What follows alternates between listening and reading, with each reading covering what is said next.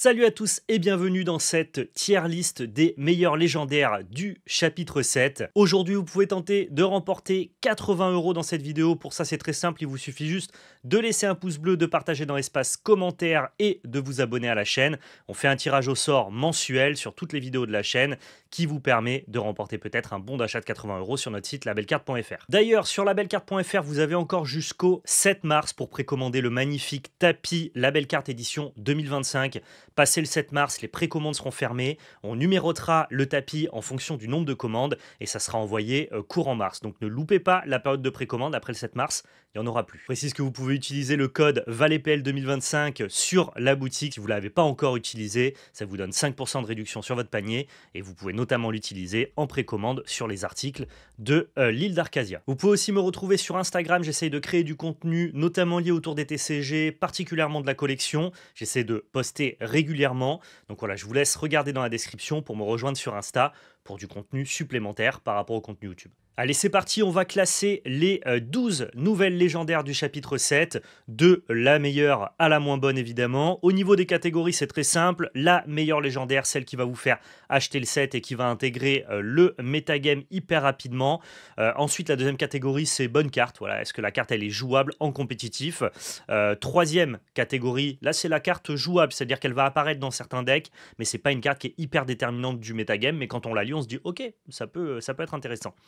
Quatrième catégorie, pas dingue quand même, la carte que tu vas vouloir à minima collectionner mais pas bien plus. Et enfin le Calporte, on dira quelle est la pire carte légendaire de ce chapitre 7. Petit disclaimer, cette tier list est tournée bien avant la sortie du chapitre 7, l'île d'Arcasia, donc il n'y a pas encore de decklist compétitive qui ont été révélées sur internet parce qu'il n'y a pas eu de tournoi. L'idée c'est vraiment de poser un avis ici par anticipation. J'ai pas pu moi-même faire des tests, deck builder ou même tester des decks avec les nouvelles légendaires. Ici, on s'intéresse surtout à décrypter la carte avant qu'elle soit sortie pour voir globalement si on était capable d'anticiper ou pas la puissance compétitive de certaines cartes. Si vous regardez cette tier list dans 2-3 mois, elle sera évidemment obsolète parce que certaines cartes se seront révélées effectivement puissantes dans le compétitif et peut-être que moi je les aurais pas vues au moment de faire cette vidéo. Donc l'idée ici c'est plutôt de faire des calls, d'essayer d'anticiper. Ça n'a aucune valeur de vérité. Voilà. Allez, on commence tout de suite ici avec notre ami Aurore, qui pour 3 est une 1-4, Killer pour 2, Mélomane 5. À chaque fois que vous retirez au moins un dommage d'un personnage, redressez ce personnage-ci. Il ne peut ni partir à l'aventure, ni défier pour le reste de ce tour. Aurore, on en a déjà parlé dans la review des spoilers. Je trouve que c'est une carte qui est puissante, mais qui accentue un axe déjà puissant d'Umber Steel. À n'en pas douter que si Umber Steel reste sur sa forme initiale, c'est-à-dire un Umber Steel Song, eh bien cette carte-là sera hyper puissante dans ce type de jeu. Je vois pas du tout la carte s'intégrer dans les versions mine qui sont des orientations plus agressives. Ça va dépendre du metagame. Si bleu-rouge est toujours un prédateur de Umber Steel Song classique, bien dans ce cas-là, Aurore n'accentue qu'un point qui ne sert pas à aller challenger les decks les plus contrôles. Si par contre bleu-rouge est un peu en recul pour X ou Y raison, bah, cette carte-là, elle est hyper puissante dans la stratégie de Umber Steel Song. Donc on va la mettre pour l'instant en bonne carte. Ce qu'on va faire, c'est qu'on va répartir toutes les cartes dans les 3 premières colonnes et ensuite on droppera la meilleure légendaire et le Calporte. Ça vous va, on fait comme ça? Allez, deuxième carte ici, c'est la mini. On a une 1-2 pour 2 non ancrable. À chaque fois que vous jouez un personnage, ce personnage-ci gagne plus 1 de l'or pour le reste de ce tour. Chaque fois que ce personnage part à l'aventure, choisissez un personnage adverse qui perd autant de puissance que le nombre de l'or de ce personnage-ci jusqu'au début de votre prochain tour. Alors, c'est une carte de deck agressif qui veut essayer donc du coup de récupérer du lore rapidement en profitant du fait que vous allez vous étaler sur le board avec plein de cartes pas chères, j'imagine plein de drop à 1. Et en plus de ça, ça a le petit effet qui se coule, évidemment, de protéger votre board derrière, parce que quand vous allez partir à l'aventure, vous allez pouvoir dire à l'attaquant adverse eh bien, qu'il n'a quasiment plus de force. Je prends l'exemple d'une Kaloun. Quand tu joues hyper rush et que tu as Kaloun en face, bah, tu n'as vraiment pas envie d'incliner ton board et de prendre du lore parce que tu sais que Kaloun va venir le trader et en plus bénéficier d'un petit up. Bah, mini, ça peut prendre du lore et pas mal de lore en fonction des ressources que tu es capable de déployer sur le board et ça peut invalider un trade futur de Kaloun. Donc je trouve que c'est une bonne carte pour des stratégies hyper agressives. Ça m'a l'air quand même d'être vraiment profitable dans un deck qui est déjà capable de récupérer des cartes en main. Parce que sinon tu vas vite t'épuiser et tu pourras plus faire l'effet de mini. Donc je vois bien ça dans une espèce de hyper rush qui jouerait quand même Chromicom et des cartes qui te permettent de récupérer pas mal de cartes en main pour toujours pouvoir réalimenter la mini. Mais ça me semble être une carte cohérente de deck agressif.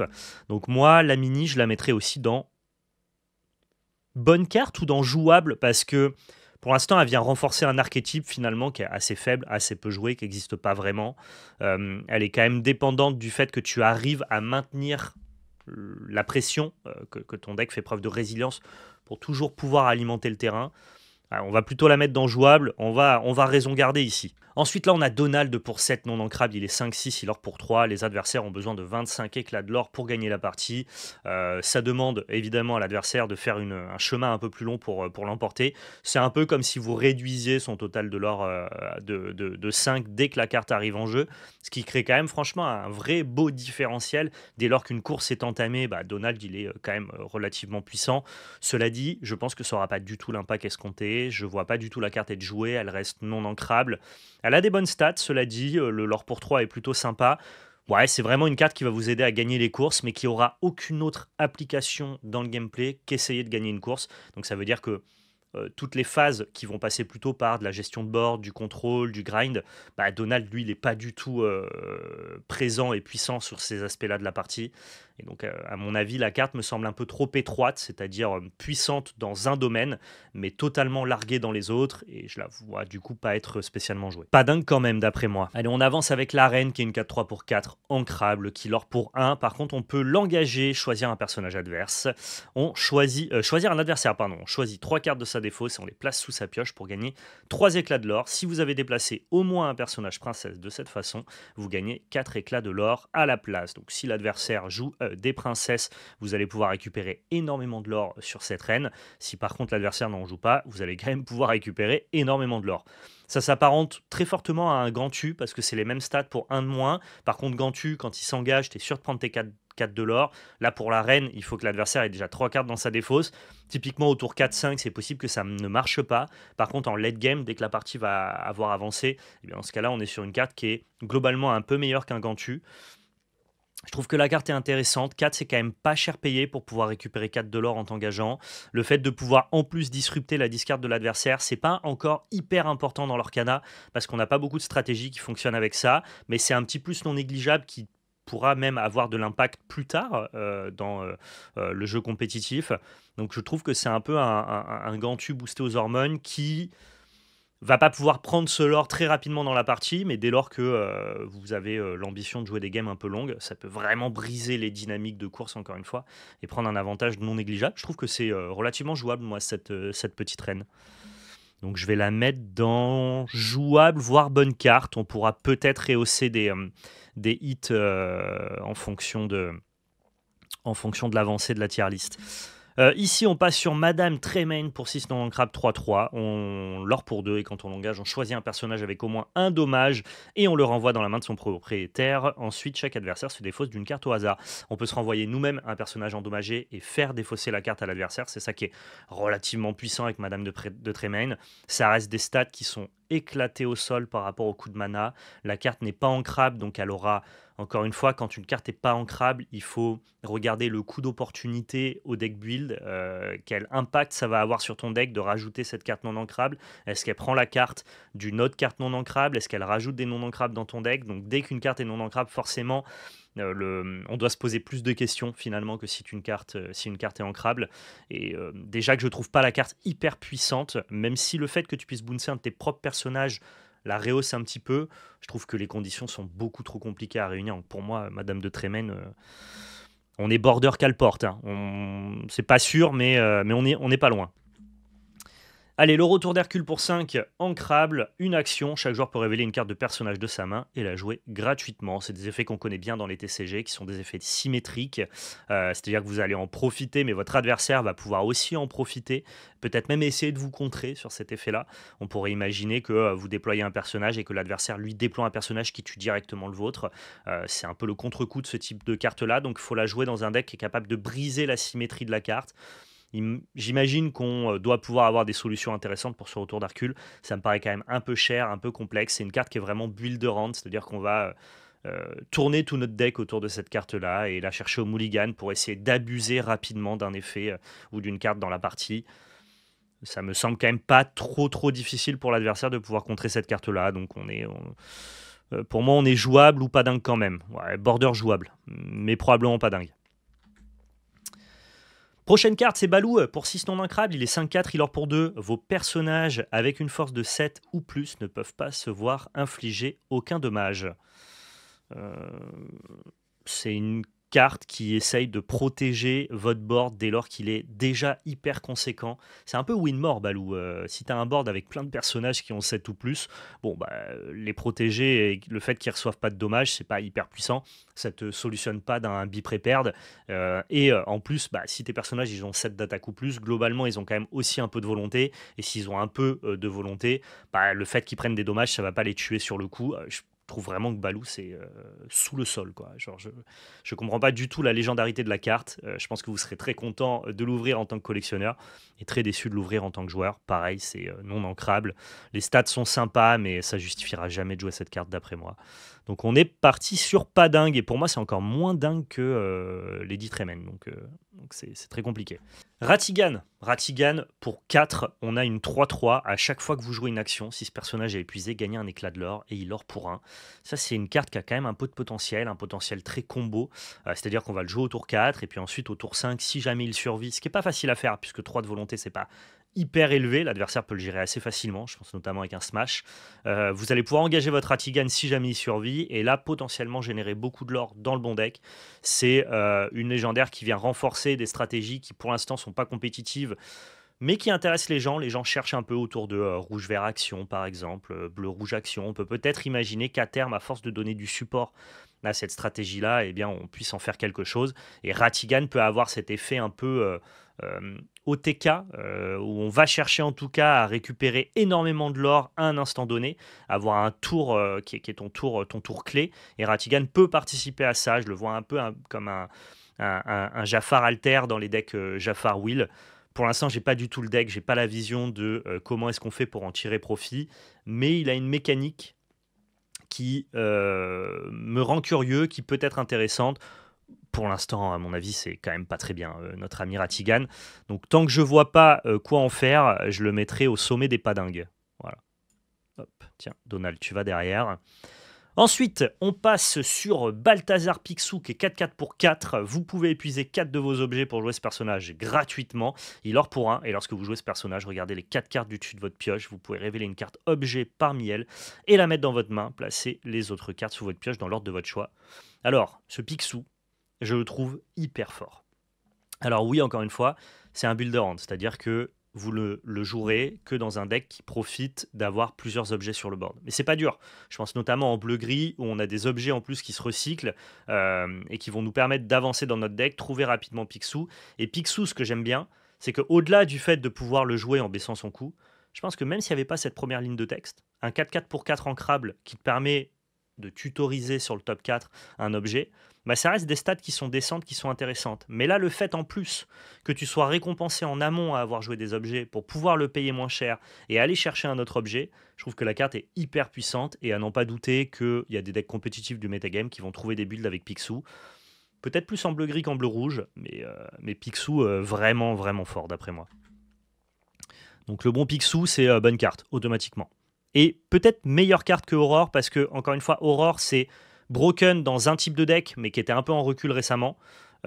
Picsou, ça ouvre l'opportunité de jouer une nouvelle stratégie, et on ne sait pas encore quels sont les bons ou les mauvais match-ups de cette stratégie-là. Donc la carte me hype plus, disons. Elle a plus d'inconnus, et donc plus de potentiel de surprise. Si Amber Steel Song est joué et jouable, personne ne sera surpris de la puissance d'Aurore, finalement. Ça remplacera juste les Gaston, qui était la carte préférentielle aux États-Unis pour ceux qui jouent encore en Burst Steel Song. On a ici notre ami Tamatoa. Tamatoa pour 6 ancrable, il est 4-5, il or pour 2, et lorsque vous jouez ce personnage, vous renvoyez dans votre main jusqu'à 2 objets de votre défausse. Chaque fois que ce personnage est envoyé à l'aventure, vous pouvez jouer un objet gratuitement. Celui-là, pareil, il est quand même relativement fort.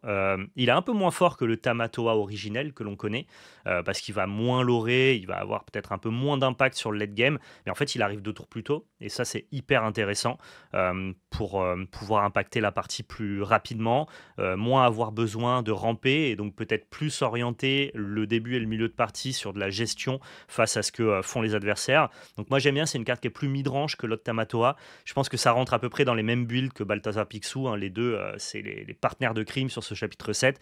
On va les voir jouer, ils vont être intéressants, que ce soit en bleu-rouge ou en bleu-gris, peut-être même plus en bleu-gris encore une fois. Bleu-rouge, je pense, ça restera des stratégies contrôle ou alors des stratégies burn qui sont plus late game avec de la rampe. Je crois que si jamais on veut vraiment un mid-range objet, c'est plutôt bleu-gris qui a l'air d'être la bonne maison. Donc pareil, Tamatoa, hyper cool, mais étonnamment, et ça je vais peut-être à l'encontre de ce que vous pouvez voir un peu partout sur Internet, et j'ai aucune garantie de ce que j'avance, mais je pense que c'est un peu moins bien que Picsou. Dans le sens où Picsou, vraiment, tu peux le jouer dans une stratégie qui est hyper agressive, dans une stratégie qui est hyper midrange ou dans une stratégie qui est hyper contrôle. La carte a une polyvalence folle avec un plancher qui est quand même hyper haut, donc c'est ce que fait la carte au plus bas, son plancher. Là où le plafond de Tamatoa est plus élevé, mais je trouve que son plancher est un peu plus bas, et typiquement, si ton orientation est très agressive, on peut imaginer des decks bleu-gris avec des Belles et des Balthazar qui vont vraiment pas chercher à aller en late game. Et je pense que Tamatoa, lui, sera pas la star de ces stratégies-là. Donc je vois Picsou plus présent en moyenne dans diverses opportunités de build que Tamatoa. Donc je le mettrai un chouïa derrière, mais effectivement, le plafond par contre de la carte, ce qu'elle fait à son maximum, Tamatoa est peut-être un peu meilleur. Allez, on avance maintenant avec Bagheera, 4-3 pour 5 en crabe, qui lord pour 2, rempart. Lorsque ce personnage est banni durant le tour d'un adversaire, infligez 2 dommages à chaque personnage adverse. Donc ici, on a un gros rempart qui est ancrable, ça c'est plutôt intéressant, qui lord pour 2. C'est un peu... Moi, j'aime pas trop cette carte-là. En fait, vous laissez le choix à l'adversaire, c'est contre-productif quasiment tout le temps dans le TCG. C'est-à-dire que oui, ok, vous avez un rempart, ça protège votre board, et si votre adversaire il décide de faire sauter le rempart, il se prend une bombe dans la gueule. Il n'y a pas de souci. Mais en fait, l'adversaire, il va toujours gérer votre Bagheera que dès lors qu'il ne va pas être impacté par le malus. C'est-à-dire que dès lors qu'on laisse l'adversaire choisir, eh bien dans ce cas-là, Bagheera n'aura pas du tout l'effet escompté. Je veux dire, je préfère largement jouer un chien-pot si on veut un bon rempart, ou largement jouer un tuon la bête si on veut l'effet de Bagheera, plutôt que d'avoir un espèce d'entre-deux un peu nul qui est représenté par Bagheera. Je peux quand même vous dire que cette Bagheera, elle se fait trade par une Kaloun, par exemple. Et c'est pas hyper fort, je trouve, d'avoir un rempart dans lequel tu as dépensé 5 mana pour te faire trade par une Kaloun qui, en plus, ne solutionnerait pas les autres Kalouns de l'adversaire s'il en avait. Parce que de dégâts, globalement, il y a plein de decks qui peuvent s'en prémunir. Donc moi, je pense que ce ne sera pas joué, cette Bagheera. J'ai l'impression que les gens apprécient relativement bien la carte. Moi, en tout cas, je suis vraiment joueur de gris, notamment gris midrange ou gris offensive, et je veux pas du tout de Bagheera là-dedans. Peut-être que dans des stratégies plus late game, plus contrôle, Bagheera peut être une option, mais franchement, rempart, ça veut dire que tu as du board à protéger, ou alors la carte est juste une espèce de tuon la bête à retardement, mais du coup, si c'est à retardement, bah, c'est ton adversaire qui a le choix de la déclencher quand il veut. Non, vraiment, moi, Bagheera, je suis au bord de... Je suis peut-être dur, mais pour moi, c'est même pas dingue. Voilà. Genre, c'est probablement jouable, mais j'ai presque envie de la mettre dans pas dingue. On va être en fin du jouable parce que j'ai peur de dire une connerie. Voilà, des fois on n'est pas sûr. Là, je suis pas sûr. Ici, on a Mickey Mouse pour finir, qui est un 1-1 pour 2 non ancrables qui lord pour 1 durant votre tour. Chaque fois que ce personnage en bannit un autre via un défi, vous pouvez jouer un personnage gratuitement. Alors ça, c'est pareil. L'effet plancher de la carte, ce qu'elle fait à son minimum, c'est nul. Par contre, ce qu'elle fait à son maximum, le plafond de la carte, bah, c'est délirant, c'est hyper broken. Ça peut vous faire gagner la partie ultra rapidement. Historiquement, dans les TCG, est-ce qu'on aime bien les cartes qui sont autant variancées avec un écart entre le plancher et le plafond? Non, c'est ce qu'on appelle des cartes vitrines. Les cartes vitrines, on se souvient toutes les fois où elles ont fonctionné, elles ont fait gagner la partie, mais on oublie toutes les fois où elles étaient mortes dans la main ou alors où elles n'ont eu aucun impact. Nous, ce qu'on aime bien dans le TCG, c'est les cartes qui font toujours la même chose, qui ont un plancher qui est très haut et un plafond qui peut être très haut, tant mieux, mais qui est très bas, c'est pas grave. Ce qu'on veut, c'est globalement avoir une espèce de redondance d'effet. Et ce Mickey Mouse, autant il peut vous faire gagner instantanément la partie, autant si la carte devient très populaire, j'imagine qu'on aura assez facilement l'opportunité dans le metagame de s'en prémunir et d'y faire attention. Encore une fois, pour fonctionner, pour que ce Mickey Mouse fonctionne, il faut que tu aies des cartes satisfaisantes à développer sur son effet quand tu bannis un personnage, et deux, que l'adversaire te laisse l'opportunité de bannir un personnage. Et bannir des personnages quand tu as 1 d'attaque, alors oui, tu peux booster ton Mickey Mouse pour aller bannir un truc qui est un peu plus puissant, ou alors ça interdit ton adversaire de jouer des drop 1 qui ont 1 d'endurance, ce qui est globalement pas trop le cas dans le méta. Ça devient quand même assez conditionnel le fait que ce Mickey Mouse marche. C'est-à-dire que si tu arrives à bannir un personnage parce que ton adversaire il avait un drop 1 sur le board, qu'il a décidé de l'engager pour te laisser résoudre la mécanique de ton Mickey, ou alors qu'il n'avait pas de drop 1 sur le board, mais que toi tu as réussi à augmenter la force de ton Mickey, donc c'est à dire que dans ton deck tu as un truc qui augmente la force de ton Mickey, tu as ton Mickey, et en plus de ça tu as réussi à développer un personnage qui est assez gros ou imposant pour rapidement prendre l'ascendant dans la game, ça me semble tellement tiré par les cheveux que, encore une fois, je vois que beaucoup de gens sont excités par Mickey Mouse. Moi, je préfère un Balthazar Picsou ou un Tamatoa qui va toujours faire ce qu'on lui demande, plutôt qu'un Mickey Mouse qui, globalement, va peut-être nous exciter à la sortie du set et finalement va finir par disparaître des decklists parce que l'adversaire, il a plein de moyens de le gérer. Il peut le gérer juste avec des spells, il va rien se passer. Il va pas engager son board dès lors qu'il y a le Mickey. J'aime pas trop. Voilà, j'aime pas trop ce Mickey. Après, voilà, il y a toute mon expérience multi-TCG qui parle quand j'appréhende des cartes Lorcana, et parfois Lorcana, de par sa singularité, eh bien, arrive à s'extraire des normes que je peux connaître sur d'autres TCG, et peut-être que ce Mickey Mouse viendra à être plus intéressant que ce à quoi je m'attends. Moi, d'après moi, c'est pas très bien comme carte. Voilà.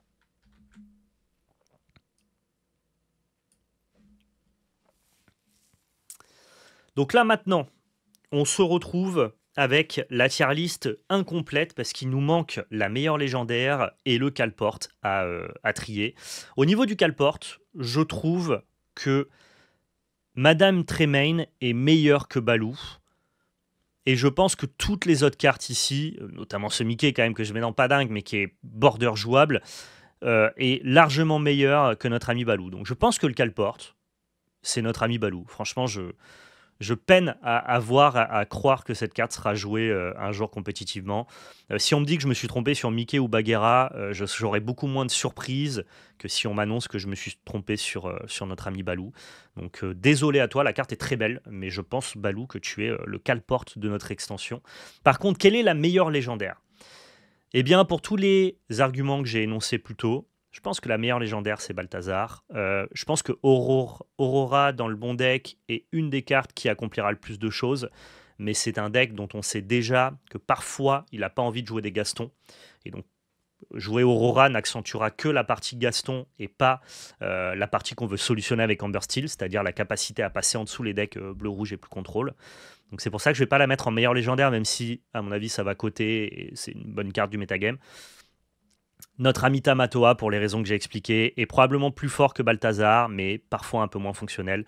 Balthazar, pour son opportunité à arriver en début de partie, en milieu de partie, ou à être un top deck décent en late game, pour le fait qu'il fasse toujours ce qu'on lui demande et qu'il soit toujours hyper rentable à jouer, eh bien, Balthazar Picsou, tu es la meilleure légendaire de ce set. Voilà. Est-ce que je devrais peut-être faire quelques switches vers le haut, vers le bas, en fonction de ce que je vois. J'ai envie de descendre ça en pas dingue quand même, honnêtement, le Hercule. Alors peut-être assez haut. Il y a probablement des mecs qui vont faire des builds assez sympathiques avec cette carte-là et qui, quand ils vont la résoudre, encore une fois, l'effet vitrine, ils vont détruire leur adversaire. Mais j'ai peine à croire qu'un deck vraiment compétitif puisse s'orienter autour de ça. Peut-être dans une stratégie bleu-vert, mais j'ai pas la vision tout de suite, donc je pense que je vais le mettre en pas dingue. Et de peur de me planter, mais je pense pas, on va peut-être mettre ça en fin de jouable, parce qu'il y a peut-être juste des stratégies très offensives qui vont accepter de ne pas avoir de cartes qui augmentent ta puissance, de ne pas avoir de gros personnages à drop, mais de juste profiter du fait que autour d'eux, ce Mickey, il demande à ton adversaire de sous-jouer un petit peu. Et si jamais tu arrives à prendre un trade conditionnel, ou en tout cas conditionné au fait que tu aies d'autres cartes sur ton board qui te permettent d'aider ce Mickey à trader le board de l'adversaire, eh bien l'adversaire engagera probablement, ça retardera la course au lore que ton adversaire pourra engager. En fait, il a un peu un effet de... Je pense que la carte n'est pas puissante, mais ton adversaire est un peu obligé de la respecter, de peur de prendre un truc un peu irrationnel. Et juste ce côté anticipation de l'adversaire que crée ce Mickey peut peut-être rehausser un petit peu la jouabilité de la carte. Donc je veux bien la mettre dans jouable. Euh, et je pense que je m'arrêterai là sur cette tier list des meilleurs légendaires du chapitre 7 de l'Orcana. N'hésitez pas à me dire, vous, ce que vous en pensez, quels sont les meilleurs légendaires pour vous. Dites-moi si, d'après vous, je me suis planté sur certaines légendaires. De toute façon, on aura la vérité dans quelques semaines, dans quelques mois. Ici, encore une fois, l'idée, c'est pas d'annoncer la vérité en amont, personne n'en est capable, hein. Il faut un échantillon assez important de game et de tests pour que les cartes révèlent tout leur potentiel. Mais nous, on aime bien sur la chaîne essayer justement de tester nos connaissances, notre analyse comparative avec d'autres TCG ou alors les autres sets de l'Orcana pour essayer d'anticiper ce à quoi ressemblera le format. Merci à tous d'avoir regardé cette vidéo, prenez soin de vous et surtout n'oubliez pas, c'était de la belle magie. Ciao tout le monde.